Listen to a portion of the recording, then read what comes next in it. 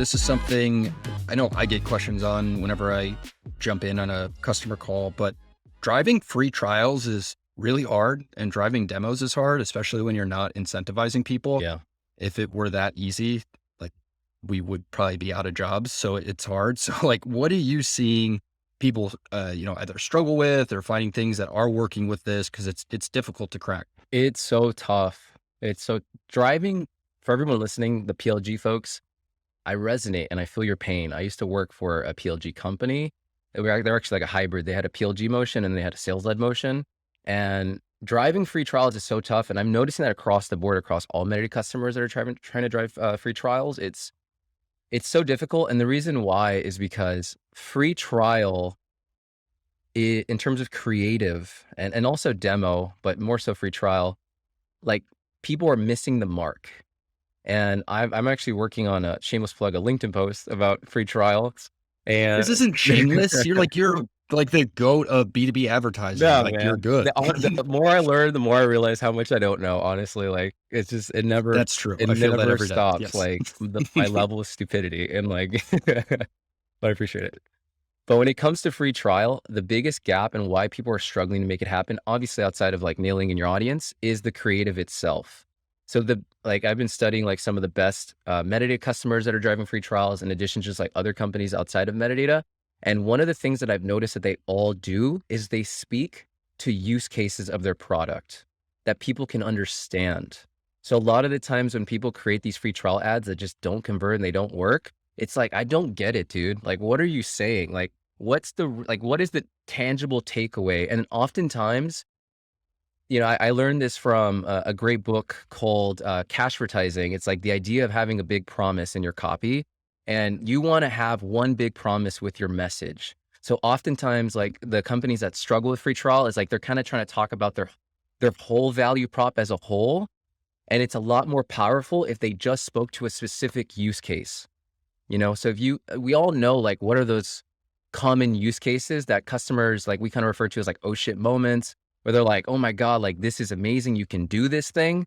And really taking out those different use cases and highlighting it so people can tangibly understand really quickly. Like if I use this, if I sign up for a free trial from this software, I can use it for this reason. And I think that's a big gap that I've noticed. And one of my favorite, I have a lot, but one of them, give them a shout out. They got acquired by LinkedIn, is Aribi. I highly recommend everybody study Aribi and their ads. They were phenomenal. And I have no doubt it's why they got acquired by LinkedIn. And they would position themselves against Google Analytics. And like, that's also super powerful. So they would show use cases of like, Actually, hold on really quick, just because I know what Aribi is. yeah, I don't know if everybody else knows. Can you just give like a quick background of like what it does and then jump back into it? yeah, it's an analytics tool. So it's a replacement for Google Analytics. So if you want to understand, your engagement, you understand people's activity through your website. So to conversion. So think of it as like another Google Analytics, but just from a different company. It's like the easiest way of explaining it. And it's like, I think without, I mean, you know way more than I do here, but like it's supposed to do a lot of that out of the Yep. box So without like you much normally have configuration to too, set right? up events in GA, like it will Yeah. automate all of it for you, track all those key touch points, and just really out of the box solution. And they actually speak All to right. that in their creative, which is really cool. And they position against it. So like kind of we were talking about like old versus new way, like they'll put like Google Analytics and they put like a potato, and then they put like Aribi and it's like this beautiful, majestic, like Greek god, you know what I mean? And they'll make it super tangible to understand like, oh, that's what you do. And then they would highlight use cases as well of like how to understand people going through your funnel through Aribi as a use case versus GA. You know what I mean? It's like things like that is really what people need to lead more on. But the reason they don't is it's a much harder lift from a creative perspective, right? You have to get a lot more creative just in terms of like your ideation and your concept, but then also in terms of your execution and like how do you actually showcase that? So that's awesome. You already gave me a few ideas for some of our metadata ads. Now, how much of what you just said also holds true for like demo ads? Is it similar things that you're seeing? Is it different? Like hit me. I would say for demo, it's more so trial for sure. I've noticed like the specific use case has been more prevalent. For demo, it's more around like pain point, urgency, and social proof is like kind of what I've noticed is like the three big factors. That obviously doesn't mean you can't use use cases to drive demos. Of course you can. But generally from what I've seen, those have been like the big three. And really outside of incentivized demos with conversation ads or like Google search, people really struggle to drive demos in feed, especially on like non-incentivized. And you have to think about yourself, like or when you're on LinkedIn, and you're not going to just see an ad out of nowhere and it's like, get a demo. And then you're just going to magically be like, you know what? My calendar's open today. I think it's, I think it's time, you know, it's usually you have a pressing need, right? So there's some level of urgency. There's a big pain point you're trying to solve, or there's like some overwhelming social proof from a company that you respect, or even more powerful sometime from a competitor. And you're like, what are Yep. they doing with that thing that we're not? And I need to explore it. Now, we could probably open up a can of worms here, but I see incentivized demos taking heat all the time. And people talk about it on LinkedIn. We still run those. It works for us with our own unit economics. But what would you have to say to people who are like, should I do it? Should I not do it? Because it gets your foot in the door. There's not always a urgent need or pain point, but I'll let you take it from here. Yeah, I think about it in two ways. Number one, should I do it? Should I not do it? At the end of the day, if you do decide to do it, look at the numbers in terms of actual pipeline created and more importantly, like revenue closed. If that is working well for you, then keep doing it. It's working great. Now, the reason why having an incentive just is much better than not having an incentive, generally speaking, is because you're going to add, it's going to be a more attractive offer, right? And when you think about just going back to psychology and who we're trying to reach, right? Oftentimes people are targeting audiences that are not familiar with your brand, right? They don't know who you are, right? These are going like, if you want to break through advertising stages of awareness, or we're talking unaware folks, maybe problem aware, but they're definitely not product or solution aware.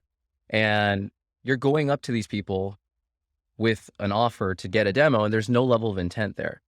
So by you having, you know, the actual gift card incentive, then in the back of their mind, they have, you know, they have that assurance of, if I get nothing from this, at least I'm $50 richer.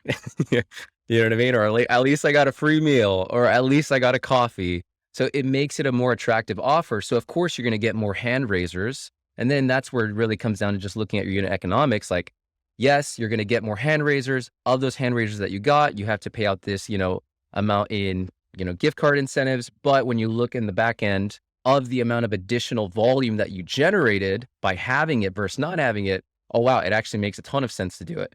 Let's keep doing it, right? And we can actually scale an offer that would typically not be scalable because we've made it more attractive. And that's where I think it's really powerful, because you can, and then you can just drive a lot more of a bottom of funnel, high value offer than having and being forced to do a lot of the hard work of creating demand and kind of moving people through that process, you know?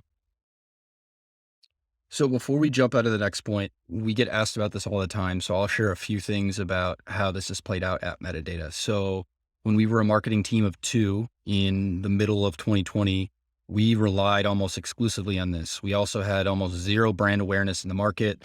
No one knew who we were. Our VP of sales was saying, if you ask B2B marketers, 1 out of 10 would actually have heard of Metadata at that point. That is an amazing way to get your foot in the door. Now, we would have people show up who would just straight up say, I'm here for the gift card, and take a demo and leave, and you'd never hear back. There are people who'd say that, and then at the end of the demo also say, whoa, this is really interesting. I was not expecting to like this. Let's have a follow-up Yep. call.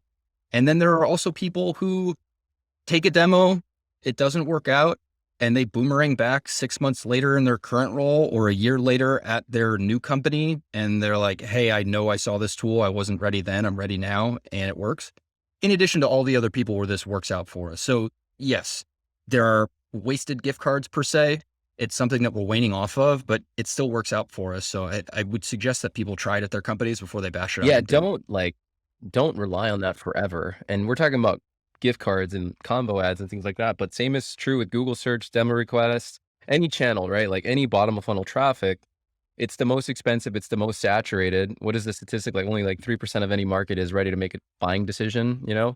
It's going to, and based on your total addressable market, how long you can play on the bottom of funnel will vary. It's like if you have a much bigger TAM, hey, you might camp out there for a while, you know? Like this is why like e-commerce brands and B2C that, you know, 10 million total addressable market and, you know, their average deal size, or in their case, like, you know, average sales price is $30. I mean, they can play all day bottom of funnel, you know what I mean? Because it just makes sense.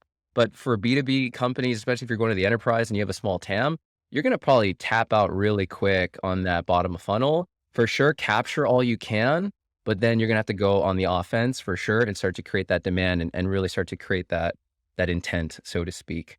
And for sure, Mark, to just echo your point, like you're giving incentivized offers to the right people. Like I think people often think like, oh, like, and I'm gonna be This targeting. isn't Oprah giving away gift cards to Yeah, like everybody. it's Yeah. like I'm Santa Claus, you know. Like you get a gift card, you get a gift card. You know, it's like no, it's like the VP of marketing at $5 billion company is gonna get a gift card. You know what I mean?